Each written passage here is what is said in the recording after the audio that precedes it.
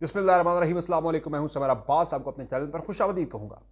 आज नाज़रीन आपको बताएंगे कि रात को दो तीन बड़ी इंपॉर्टेंट डेवलपमेंट्स हुई हैं रात से। एक तो सोशल मीडिया पे बड़ी आग लग गई है जनाब कल से, और वो ये है कि बाजोड़ से NA 8 का जो ज़िमनी इलेक्शन हो रहा है कल यानी इतवार के रोज़, उस वाले से एक ख़त सामने आया है बाजोड़ के RO का, जो NA 8 के RO का। और उससे इल्ज़ाम लगाया कि एजेंसीज़ के लोगों ने, 4 लोगों ने आके उन्हें हरासा किया, धमकाया कि पोलिंग स्टाफ को तब्दील किया जाए। जब नहीं किया तो उनके स्टाफ को पीटा गया। और इस पर जनाब वहाँ पे कोई हड़ताल वगैरह हो गई है रिपोर्टेडली, और काफ़ी सूरत हाल ख़राब हो चुकी है। इलेक्शन का होना ख़तरे में पड़ गया है। वो कह रहे भाई पोलिंग स्टाफ जो है, पोलिंग के सामान की तरसील वगैरह कुछ भी नहीं हो पाएगा। लोग हड़ताल पर चले गए इस रवैये के ख़िलाफ़ कि क्या माजरा। फिर एक और ख़त, काउंटर ख़त इस ख़त के ऊपर एक और आया सामने,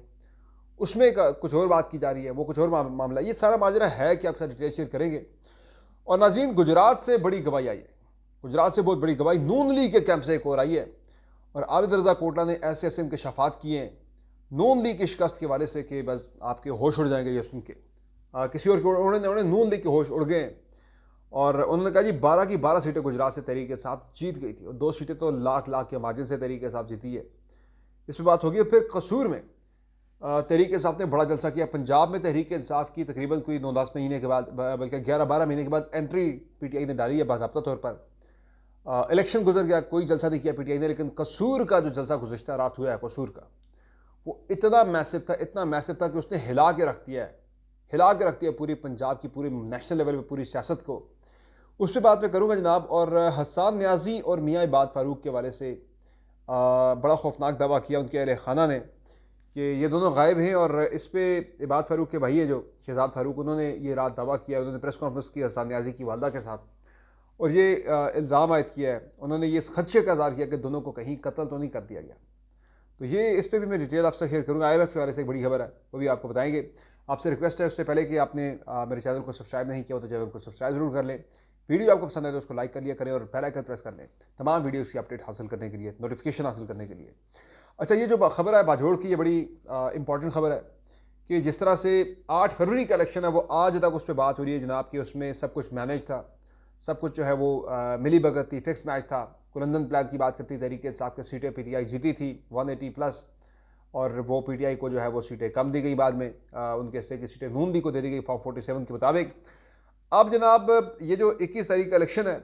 बज़ाहिर तो इससे ना कौमी असम्बली में ना किसी सूबाई असम्बली में नंबर गेम तब्दील नहीं होनी इससे, यानी कोई हुकूमत जो है वो चेंज नहीं हो सकती। जिस तरह से आपको याद है कि 17 जुलाई का जो इलेक्शन था 2022 का, उसमें पूरी इक्वेशन, पूरी नंबर गेम पंजाब के अंदर चेंज हो गई थी कि नून लीग की गवर्नमेंट थी लेकिन जीत गई थी PTI, फिर PTI की गवर्नमेंट वहाँ पर आ गई थी, परवेज़ इलाही आ गए थे हमजा की बात की जगह पर। तो इस मरतबा ऐसा कुछ सीन नहीं होना। अब जनाब कहानी ये है कि बाजोड़ का जो इलेक्शन, यानी इस सब कुछ के बावजूद भी PTI जो है वो ये क्लेम कर रही है, ये शिकवा कर रही है कि भाई उन्हें यहाँ भी स्पेस नहीं दी जा रही। भले का इंतखाबी निशान PTI को मिलना था, इलेक्शन करवा लिया पार्टी का इंट्रा पार्टी इलेक्शन, जिसकी बेसिस पे एतराज़ करते हुए PTI से इंट्रा पार्टी इलेक्शन के ऊपर एतराज़ करते हुए भले का इंतखाबी निशान ले लिया गया था। अब वो इंट्रा पार्टी इलेक्शन भी PTI ने करवा लिए, जिस तरह से इलेक्शन कमीशन ने कहा था बिल्कुल उस तरह से करवा लिए। लेकिन उसके बावजूद जनाब जो है कि PTI को भले का इंतखाबी निशान नहीं मिला। अब वो सुन्नी इत्तेहाद कौंसिल के इंतखाबी निशान यानी घोड़े पे इलेक्शन लड़ रहे हैं। अच्छा, उसके बावजूद जनाब सूरत हाल यह है कि बाजोड़ से भी अब यानी PTI को स्पेस जो है वो PTI एरिया में नहीं मिल रही। ये अलग बात है कि PTI ने जलसे जो है वो PTI कर रही है इस बात पर। 8 फरवरी के जो आम इंतखाबात थे उससे पहले तरीके से आप पंजाब के अंदर जलसे नहीं कर सकी थी। तो जलसों का मैं आपको अहवाल बताऊंगा आगे चल के, कसूर के जलसे के हवाले से कि कितना ही मैसिव जलसा तरीके से आपने किया है कसूर के अंदर, कि हिला के रखती है पूरे सोशल मीडिया को। हर तरफ जो है वो चर्चे हैं उस जलसे के। उस जलसे में क्या ख़ास था मैं आगे चल के बात करूँगा। अच्छा जनाब, ये जो मामला है बाजोड़ का, वहाँ से जनाब ये एक ख़त लिखा है, रिपोर्टेडली ख़त सामने आया। मैं रिपोर्टेडली वर्ड इसलिए यूज़ करूँ कि इसकी एक वजह है, मैं आगे चल के आपको बताऊँगा। ये ख़त सामने आया जनाब के,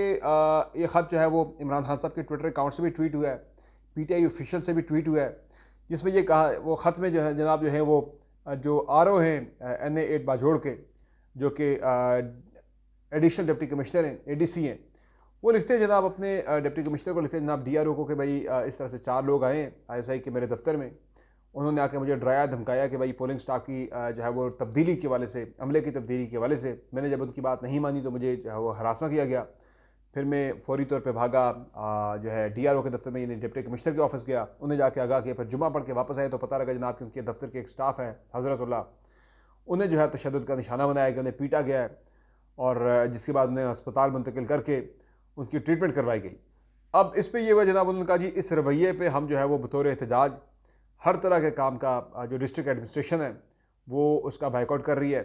इवन जो लोग सैलाब के ऊपर काम कर रहे थे वो भी उन टीमों से विड्रॉ होकर वापस चले गए, और पोलिंग के लिए जो ड्यूटीज़ लगी थी ज़िले इंतज़ामिया के अमले की, वो भी सारे के सारे उन्होंने बाइकआउट कर दिया है। इलेक्शन के लिए आज के दिन यानी 20 तारीख को पोलिंग का सामान जो है उसकी तरसील होनी थी पोलिंग स्टेशन पे, वो भी अब वो कह रहे हैं कि हम लोग नहीं कर पाएंगे, तो इलेक्शन पत्नी हो भी पाता नहीं हो पाता, ये अब मामला ख़तरे में पड़ गया है। तो इस पर उन्होंने बड़ा सख्त एहतजाज किया, प्रोटेस्ट किया। जो क्लर्क एसोसिएशन है बाजोड़ की, उसकी वीडियोस भी आ रही हैं सामने सोशल मीडिया के ऊपर, वो भी कह रहे हैं भाई हम प्रोटेस्ट कर रहे हैं, बाइकआउट कर रहे हैं तमाम हर तरह के काम का। अच्छा, इस पर एक और ख़त जो है वो सामने आया है, ये जो है अपना इस पर अब इन्हीं सोशल मीडिया पे एक और ख़त सर्कुलेट कर रहा है, और वो ख़त जो है वो भी एडिशनल डिप्टी कमिश्नर रिपोर्टेडली, मैंने पहले ख़त का भी कहा रिपोर्टेडली, दूसरे का भी मैं वर्ड यूज़ करूँ रिपोर्टेडली, वो ख़त भी एडिशनल डिप्टी कमिश्नर बाजोड़ का ही है। और वो उस ख़त में जनाब ये लिखा हुआ है कि जो पहले एक ख़त सोशल मीडिया पे वायरल है, सर्कुलेट कर रहा है, वो ख़त फेक है, उसका हकीकत से कोई ताल्लुक़ नहीं है। तो मैं जनाब उसको डिनाई कर रहा हूँ कि वो ख़त फेक है। तो अब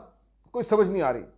कि जो पहला ख़त है उसके बाद कुछ वीडियोज़ भी मौजूद हैं जिसमें क्लर्क एसोसिएशन बाजोड़ की वो एहतजाज का ऐलान कर रही है, वो बाइकआउट का ऐलान कर रही है हर तरह के काम का,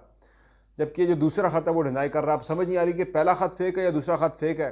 अलबत्ता इमरान खान साहब ने, तहरीक इंसाफ ने, PTI ऑफिशियल ने और PTI के कई लोगों ने, जो पहले वाला ख़त है जिसमें डिप्टी कमिश्नर ये इल्ज़ाम लगा रहे हैं ISI के लोगों के ऊपर कि उन्होंने हमें हरासा किया है, प्रेशराइज़ किया इलेक्शन के हवाले से, तो सेकंड वाला जो है वो कह रहा है भाई ये कि पहले वाला फेक है। तो दोनों में से कौन सा फेक है इस वाले से डिटेल सामने अभी तक नहीं आ सकी, लेकिन ये हुआ है कि खैबर पख्तूनख्वा की जो हुकूमत है उसने इस पर एक्शन ज़रूर ले लिया है। और जो खैबर पख्तूनख्वा हुकूमत के जो तर्जुमान हैं जनाब बैरिस्टर सैफ साहब, उन्होंने ये ज़रूर कहा है कि जनाब हम जो है इस मामले पे जो सूबाई हुकूमत है उसने एक्शन ले लिया है, और सूबाई हुकूमत जो है वो इस मामले के ऊपर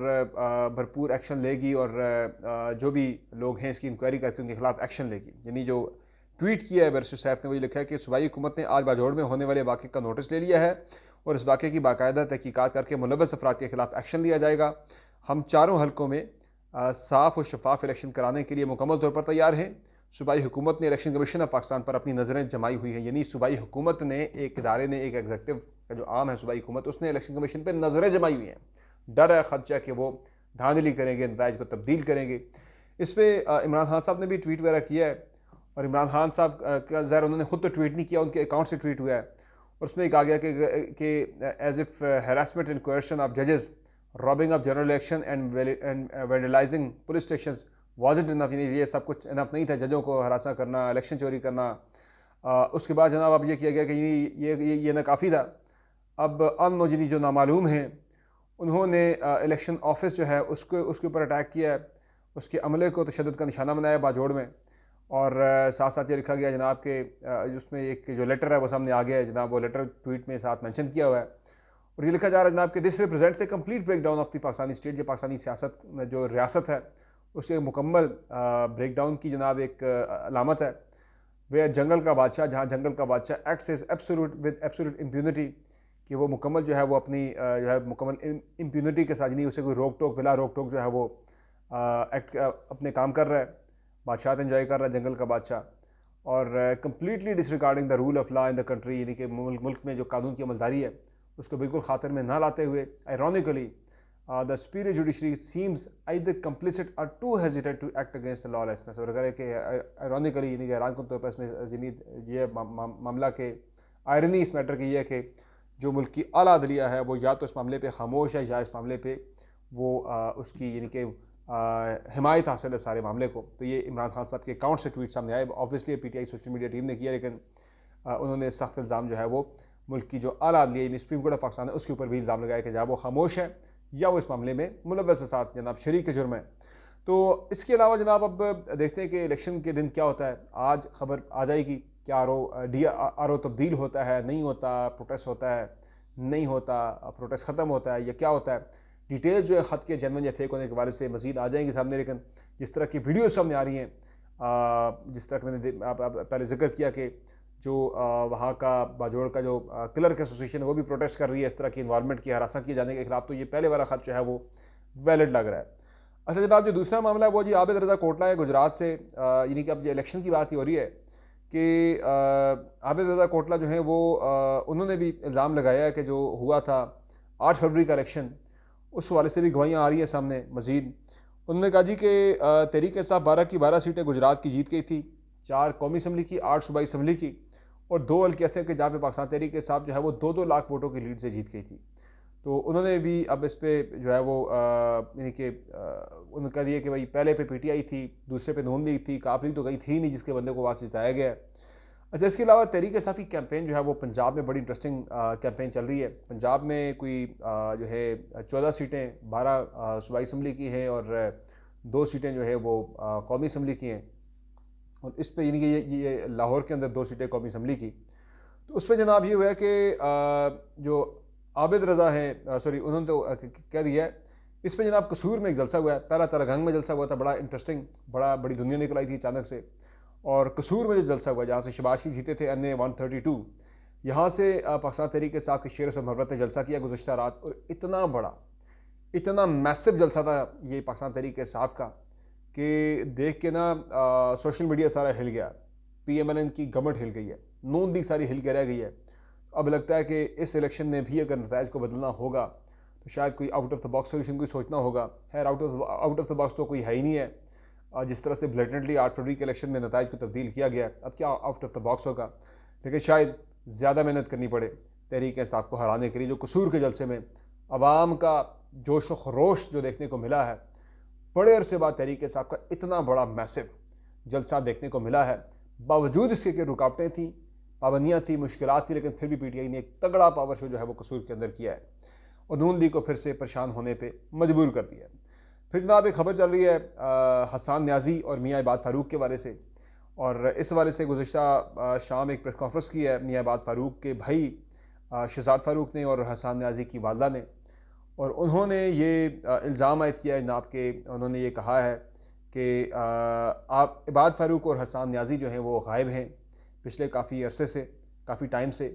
और बाकी कैदियों का तो पता है लेकिन इन दोनों का कोई पता नहीं चल रहा, ये कहाँ चले गए, किसी नामालूम मुकाम पे मुंतकिल कर दिए गए हैं जहाँ ये कस्टडी में थे या कहीं और चले गए, या इबाद फ़ारूक ने तो सॉरी इबाद फ़ारूक के भाई जो शहजाद फ़ारूक हैं उन्होंने तो यहाँ तक कह दिया है कि उन्हें खदशा है कि कहीं हसन न्याजी और इबाद फ़ारूक को कत्ल न कर दिया गया हो। ये भी कहा है अपना जो मरियम भट्टू है, बुशरा बीबी की बहन है, उन्होंने ये इंकशाफ किया ट्विटर पे कि